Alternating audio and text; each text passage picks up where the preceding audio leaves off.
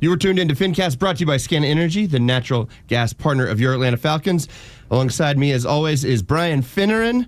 I'm Tyler Nelson. And then we have a new producer this year, Mr. Andrew Groover. What's up, Groove? On, fellas. Happy to be a part of this. And happy to have you, my friend. Yeah. Our good friend Joe Virgin actually got a bit of a promotion up to Braves Radio Network producer, so that's why he's not with us this year. But, yeah, we're excited. So, week one, we got so much to talk about. Where do we want to start, Finn? Listen, it's another season. We're coming off of a non-playoff run. So it's 7 in a row. That's true. I think losing seasons, if I'm not mistaken, 7 straight losing seasons. And this team cannot afford to keep doing that because you got a fan base in a stadium that needs to be filled up and used appropriately. And to be quite honest, I'm sick and tired of it. So I heard the other day that the Jets have the longest streak in the NFL of playoff-less run, 14 years. Tied for second is us and the Panthers at 7. So that actually leads me to the first question I was going to ask you, which is, what is an acceptable outcome for this season? I mean, obviously, there's a bunch of new crazy stuff that we're going to talk about, quarterback, Pitts, a bunch of other things. But before we get into that, what is your overall optimism level? Like, well, not just optimism level. Yeah. I mean to say, like, if we assume we're not going to win the Super Bowl, what would be a successful season? Listen, you have to have a winning season, number one. Yeah. You'd like to knock off Tampa Bay and win the division, which is kind of nice. You can start on the right foot this Sunday as Tampa Bay comes to town and make that happen. But I was asked about the high-end ceiling and like the low end. I mean, if things goes terribly wrong, you can be 6-11. But I don't foresee that happening. No. I think 9, 10, 11 wins are very attainable. 11 is on the high end of everything. You bet not win less than 9. And 10 would be great because 10 wins last year got Tampa Bay the win for the NFC South and a home game in the postseason. So that's the thing. You play in a division in the NFC South that is not that great. You beat Tampa Bay twice last year in some shootouts. And still didn't win the division. Yeah, I know. Yeah, but you still, at the end of the season, you lose to Carolina and you lose one to New Orleans and you screw yourself. And Kirk Cousins was a big part of that, unfortunately. So we'll see. A winning season, first and foremost. Yeah, I agree with you on that one. And so let's start with, then to that, of course, I think the biggest variable is the rookie quarterback in Michael Penix Jr. And for all intents and purposes, rookie. I agree, his first full season. We call him a first-year player. How about that? First-year player. So there's a lot to talk about in the whole quarterback thing, but let's start with, what do you make of the Falcons not trading Kirk Cousins in the offseason? Because not only did we not, apparently there was interest, and the Falcons just decided we ain't gonna. So what the hell? Sorry, my headphones are all jacked up. How come you didn't say something to me before we started? I didn't notice, man. All right, I'm back. So Kirk Cousins is an afterthought at this point. He's our backup quarterback. Right. So the fact you didn't trade him, nobody wanted to give you anything for it, right? He's too expensive. The good news for you is you have a guy on a rookie deal, so the salary that you're paying your quarterback position is okay. So you can deal with it only because of that. So it worked out in the Falcons' favor that you have a great backup quarterback in Kirk Cousins. The interesting thing, I think, is will he be on the sideline with his helmet on looking like a doofus like he did last year when he got benched for Michael Penix? Right. All awkward and uncomfortable. That thing drove me nuts. The whole game, his helmet's on his head. The football version of the Scarlet Letter. It was. That's exactly what it was.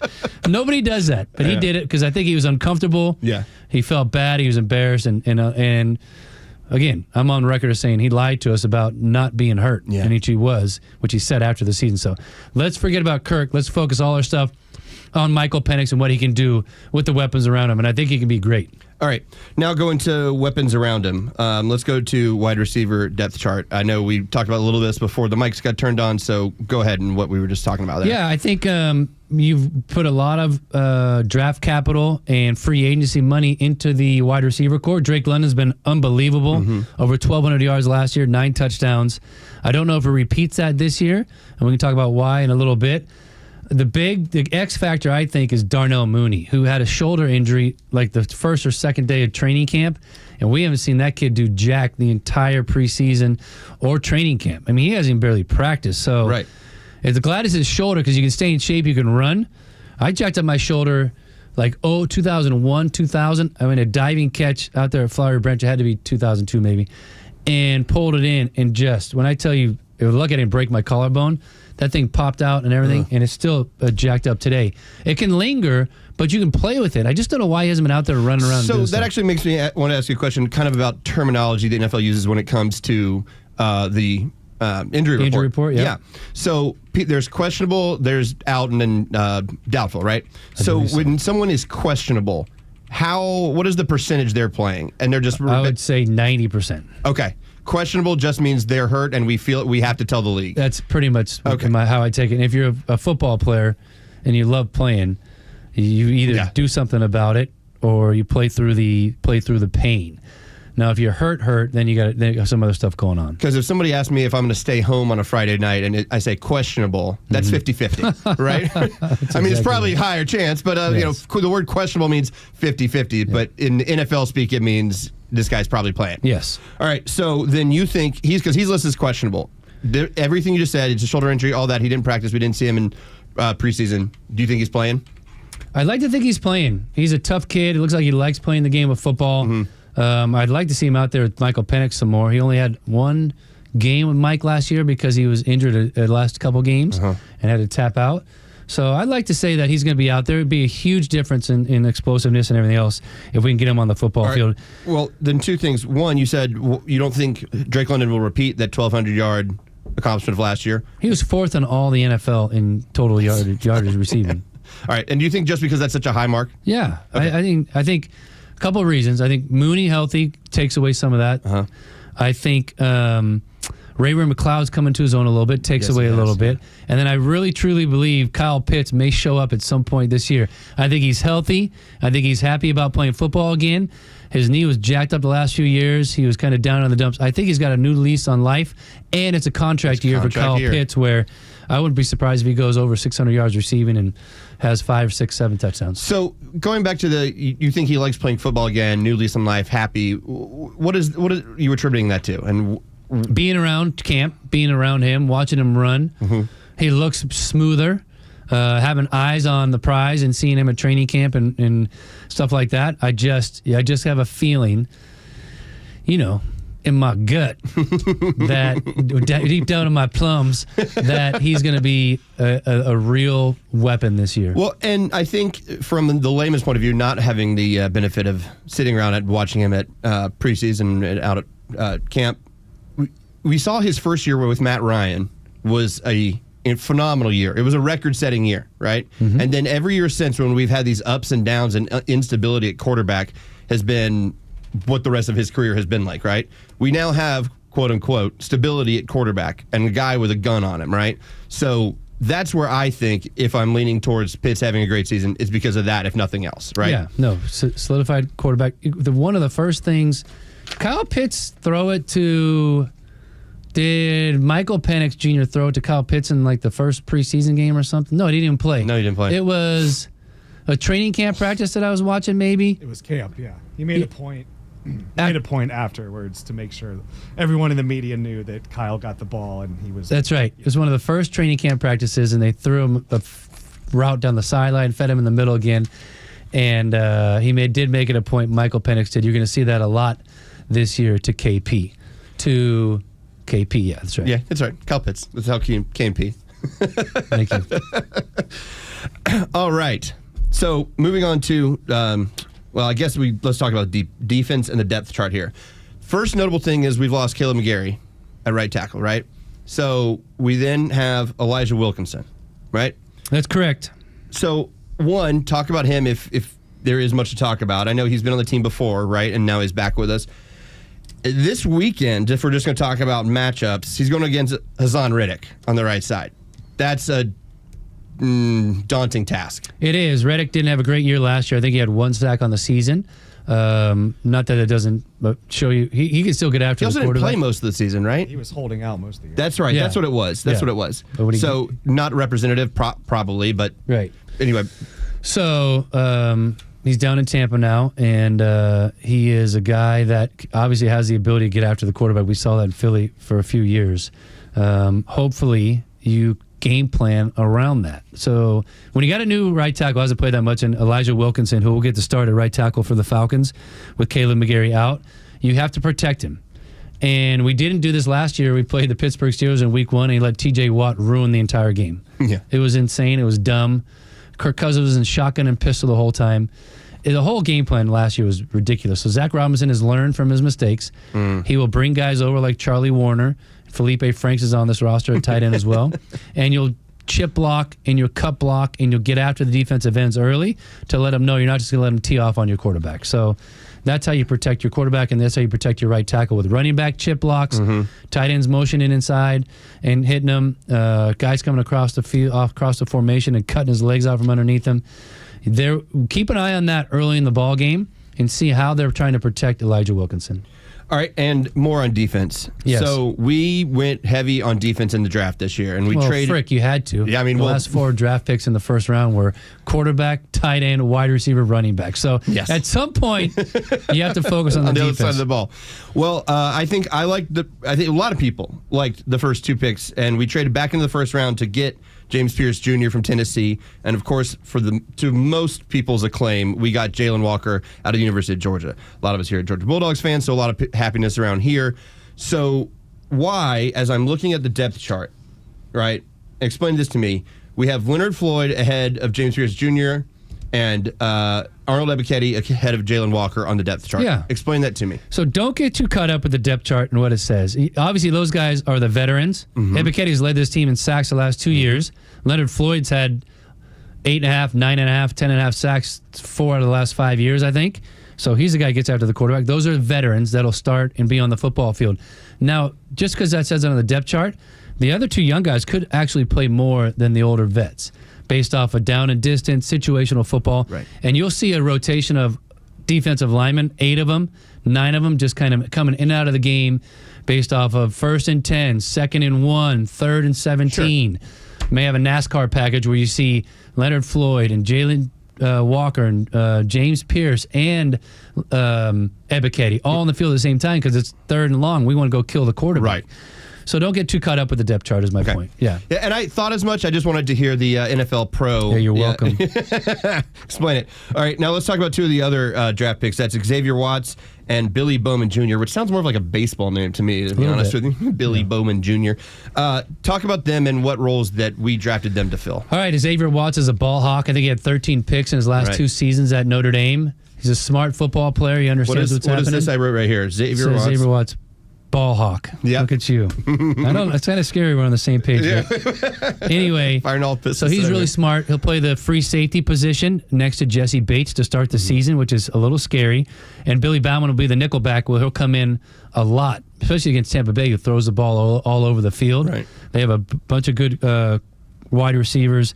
When you talk about Mike Evans and the young buck from Chris Godwin is not going to play. Right. So that's good for us. He'll be back in the next couple of weeks. Emeka Egbuka from Ohio State, who's had, I think he had 3,000 yards receiving seasons at Ohio State, and he's an absolute monster. And he looked awesome in training camp and preseason. Yeah, he was their 1st-round pick. So my main thing with the defense, Finn. Put that mic up against your lips, dog. So my big thing with the defense is I'm excited that we have 2 rookies starting on defense, but it also terrifies the hell out of me. Because, I mean, it's not like these guys are 1st-round picks. They were 3rd and 4th-round picks. So while I'm excited about the youth, I have a lot of hesitancy with this defense. I mean, they're going to go after those guys. That's what I was about to say. With him being on the other side from Jesse Bates. When we got ready for games and you saw rookie corner, rookie DB, rookie nickelback, as a veteran receiver that had confidence, you licked your chops and you felt like you can get after him a little bit and take advantage of him. So that's what we were trying to do. And the Falcons would do the same exact thing. Billy Bauman played at Oklahoma and played that position as well. So he played nickel a lot. Can you explain the nickel position? So you're just in the slot. So you have 2 outside receivers and an inside receiver. And for the most part, you will be on the inside slot receiver. It's a tough position to play, probably one of the toughest in football, because if you're covering a guy on the outside, you're the receiver and I'm the left corner and the sideline's right on my left side. There's only one direction the receiver can go. Well, you can use straight straight or there. Yeah. So when you're in the slot, the guy has so much room. Right. That's why I like being in the slot, because he had more options. You can use your ability and your smarts to kind of sit in holes, use your leverage, be a big receiver. So anyway, that's how that goes. All right. So then what do you expect now if we're going to look more at the matchups and everything, as you were talking about rookie across the deep back, the secondary, right? And Baker Mayfield, and we know what kind of talent he has, averages probably around, 300-ish yards a game, not to mention mobile. But now he also, of course, has a good wide receiver core. If not, I mean, Mike Evans, a future Hall of Famer who kills us. What do you think, if we win, goes right for the secondary and the Falcons on defense in the passing game? Oh, you got to try to get tip passes, affect the quarterback, and it all starts up front. Right. The defensive back's job gets a lot easier when the defensive front is affecting the quarterback, moving him out of the pocket, making him step up and be uncomfortable, especially a little guy like Baker. If you can get him in those trees of the offensive linemen where you can't really see everybody, it's huge. He's really athletic, so you got to make sure you try to keep contained, sack the quarterback, tip passes, make him uncomfortable, and then let him throw balls that can be tipped or intercepted or this or that. So it's easier said than done, especially with this group. Baker had an unbelievable year last year, Pro Bowl type year, 41 touchdowns and very few interceptions. That many? That's incredible. He was lights out. So it's a tough task for our guys, and it's even tougher with rookies back there, and it's even tougher if you have no pass rush. So hopefully we fix some of those things. It would be hard for our pass rush to be worse this year. It would be hard for it even more so not to be better. We've been the worst in the league for 3 or 4 years. Half a decade. And that run defense better step up, too, for the Falcons, because Bucky Irving is a emerging superstar in this league, and without Grady Jarrett there in the middle, I'm a little concerned about that. No doubt. We're light in the ass in the defensive line. Did Caden Ellis finish the year in top amount of tackles for the NFL? He was up there, was there? Yeah, he flies around and makes plays. I don't think he was top. No doubt about it. At one point, I think he was, though. So anyway, I could be wrong about that. Bucky Irvin had 1,100 yards and 8 touchdowns last year just rushing the football. He can also hurt you out of the backfield as well with 47 catches, no touchdowns, but he can hurt you in a big way. You're exactly. And Rashad White's a nice 1-2 punch as well, and that's one of the biggest concerns we've had when we talk about it on the side of the locker room on 680 The Fan every morning. Monday to Friday, 6 a.m. to 10. Thank you. We're a little light in the ass. You lose Grady Jarrett, who was just this tree trunk of an individual, super strong in the interior, and you don't do anything to really replace him. You got to hope to God that Brandon Dorlus and Onyemata and Ruka Roro, those two young guys, Dorlus and Ororo, turn into players. Ororo is the one who needs to step up for me. I mean, we traded up in the second round to get him. We passed over some D tackles I may have rather us had.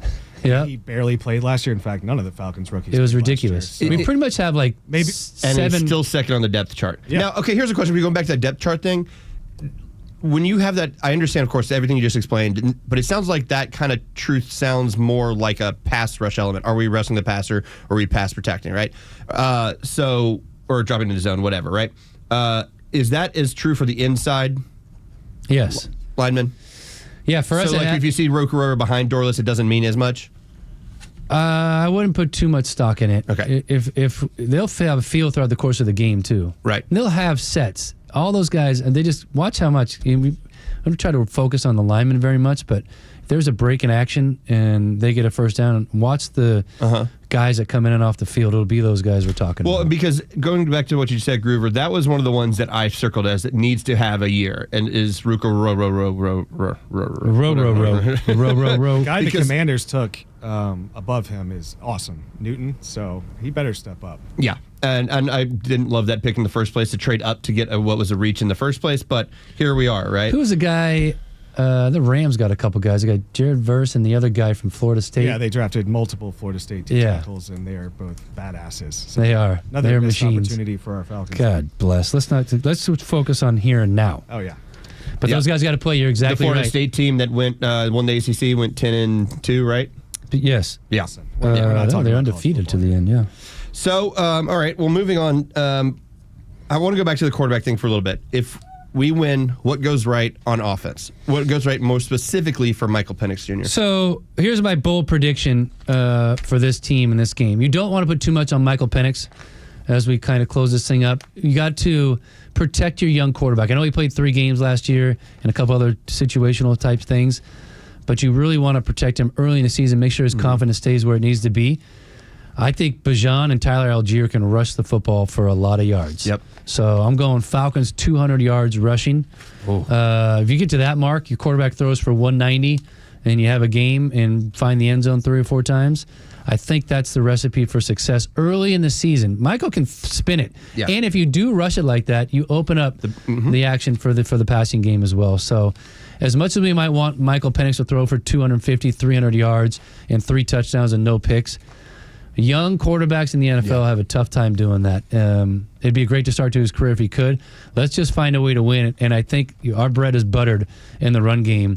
Even though Caleb McGarry's out, who was a great run blocker at that right tackle position, I think we could do it in that fashion, and I hope that's the case. I agree with you. I think that we have maybe the best 1-2 in the running back core in the NFL, at least up there. And even though, like you said, Tampa Bay's is good, I think that you're 100% right, is take a little pressure off of him and throwing it and stuff, let him calm down, let those guys take the rock as much as possible. All right. Gruber, same question to you, man. Man, I am just...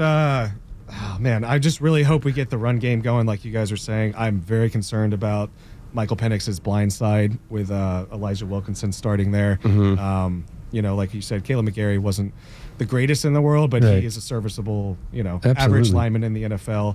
And we cannot get that quarterback hurt. So that needs to be a focus. Hopefully we're chipping him with some tight ends and keeping the pressure off Michael. But that's probably what I'm the most. Well, and Charlie Warner is a great blocking tight end. All right. Well, then I want to finish with something fun. A little bit around the NFL thing on an over-under. And I want you, this is what I've put money on, my own person. Not a lot, but I put money on this. I want you to give me what you think on this over-under. So for Michael Penix, 3.5 rushing yards. I picked the over. I like that. He has a tendency to kind of stay in the pocket. He does. And is not a big runner at all. But if you can't be an athlete a couple plays and get the 3.5 yards you're talking about. Now, is the problem the sack yards get minused from the rushing yards? Is that how it works in the NFL right now? I think it does. So, yes. So that's what you got to be careful Zero about. Sacks. Let's go for 0 sacks. 0 sacks and a 5-yard run out of bounds. Get yourself down. All right, next one. Saquon Barkley, under 95.5 rushing yards. Under? Under. That's what I picked. Well, obviously, when you play the Philadelphia Eagles, you got number one thing you got to be worried about is the rushing game, and you got to try to stop him. And they're playing Dallas, at Dallas. It's at Philly. They're dropping the banner. I'm pretty sure it's at Dallas. It can't be at Dallas. The Super Bowl champion opens up at home every single time. Hold on. Okay? Please. It's got to be in Philadelphia, dude. I looked at the weather report in Philly for one reason today only, because they're playing up there. You don't make the Super Bowl champion go on the road to open the season. Okay? You're probably right. There's no probably. The hell's wrong with you? One of us is the professional here, and I'm pretty sure it's you. So, Cowboys at Eagles. Okay. Okay. All right. Are we good now? So that was factoring into my pick, and maybe I'm regretting it some, but the Cowboys will be focused on Saquon. That's my thought. So I like the under. Okay. No, you got to take the over on that one. Remember, that's why they traded Micah Parsons, because Jerry said they couldn't stop the run. Right. So that is very true. They were bad last year. I may take the over there. All right. Dak Prescott, over half a yard rushing. Passing. Over half a yard passing. So the only reason they did that... That's just like a freebie thing, right? Yeah. It's a good freebie thing. Thank God you took it. So this has gone sideways all of a sudden, okay? All right, here's the interesting one. Baker Mayfield passing 240 yards, 240 and a half yards. I picked the under. Oh. Now. He just throws it all over the place, dude. I know. He had 7 games last year where he threw it under 240 yards. Okay. One of them was the Falcons game. Interesting. So, what do we think? I think with young DBs like we have out there on the football field, you got to try to attack them. Try it, yeah. With that said, to Gruber's point earlier, our defensive line is small, and their running backs are legit. So, Tristan Wirfs is supposed to be out for this game as well, I believe. He's activated off the PUP, but I don't think he'll be ready to go. So hopefully he's out, and that plays into our hands. But I think I would take the over on Baker. Yep. All right. Well, we'll see how much money I lose. What about our Falcons prediction for this game? That's what I was going to get to on the end. Gruber, why don't you go ahead and... let's see. Don't be a homer either. You feel a certain way. Well, I don't bet on the Falcons. It's bad luck. Also, I was never allowed to bet for the previous 15 years. So that's true. Really, Andrew Gruber, by the way, came to us from NFL. Yeah, that's right. Your last place of employment was the NFL. Now he's gambling all over the place. Kind of own the Bucks. I'll go 34-21. Falcons. Ooh, all right. That's a big win. Put some numbers up, baby. Finn. So last year, I think we scored 22 points a game, something like that. If we could up that to 3 or 4 more, get to 25, 26, 27 points a game. Defense can never be as bad as they've been the last few years. We keep saying it, but they can't be. So I like our Falcons 27-24 and a tough one down the stretch. They're never easy against the Bucs, man, and that team is solid. So I'll take a close win for our Falcons. All right, and that's actually exactly what I was thinking, more or less. And at the risk of sounding like a homer, Falcons 28-20 for me. All right. All right. All right, Falcons fans, we'll see what we have next week and how right and how wrong my overs and unders are. And hopefully we'll be talking about a Falcons win. All right? Yes, sir. Thank you to Scan Energy. FinnCast is back in action this season, so we're excited to have you listening and being a part of it. And we'll just try to continue to entertain. We'll have some more fun throughout the course of the season when we don't have to break down everything and talk to you about who this team is and what they are. You will know after this weekend what we're dealing with. Yeah, I think so too. All right. Go Dirty Birds. Rise up.